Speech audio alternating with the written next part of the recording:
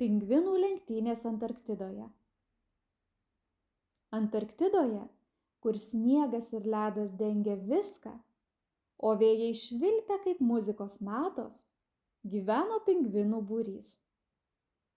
Laisvalaikiu jie mėgdavo siausti, o pats įdomiausias žaidimas, kurį buvo sugalvoję – lenktynės šokinėjant nuo vienos ledo lyties ant kitos. Tiesa, tai neskamba kaip pats saugiausias žaidimas, nes ant ledo lipti negalima, jų gali įlūžti. Bet pingvinai, kaip bebūtų, yra tokie paukščiai, kuriems šaltas gilus vanduo nebaisus.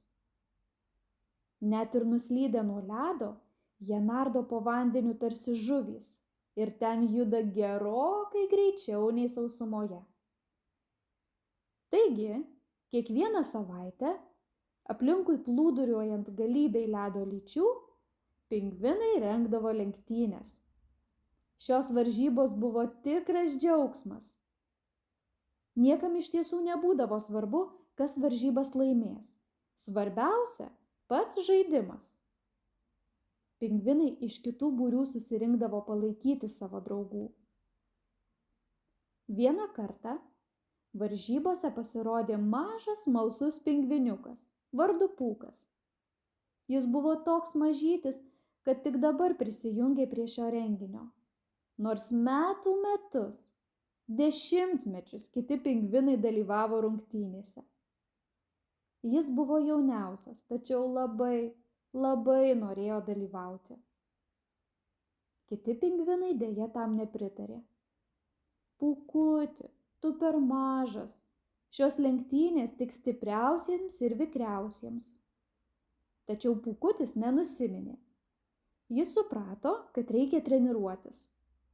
Todėl dienų dienas treniravosi, šokinėjo ant mažų ledo gabalėlių, lavindamas pusiausvyrą ir stiprindamas savo kojytes.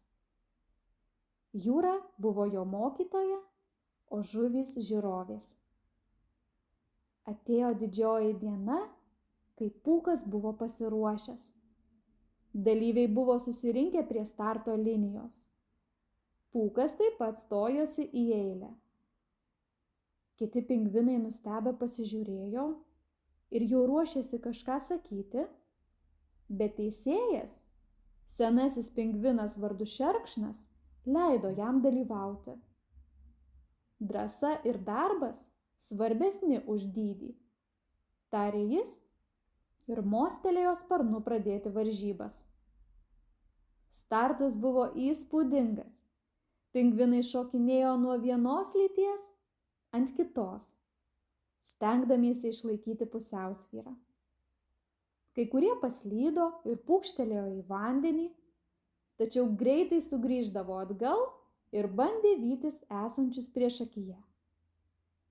Pūkas šokinėjo greitai ir vikriai, lyg žinotų visas ledo lyčių paslaptis. Jis pastebėjo, kad didesni pingvinai vengia mažesnių lyčių. Todėl jis išnaudojo savo mažumą kaip pranašumą.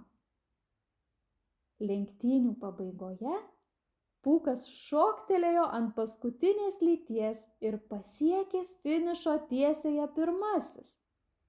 Visas paukščių būrys šūktelėjo iš džiaugsmo. Pūko drąsa ir ryžtas nugalėjo visus abejojančius.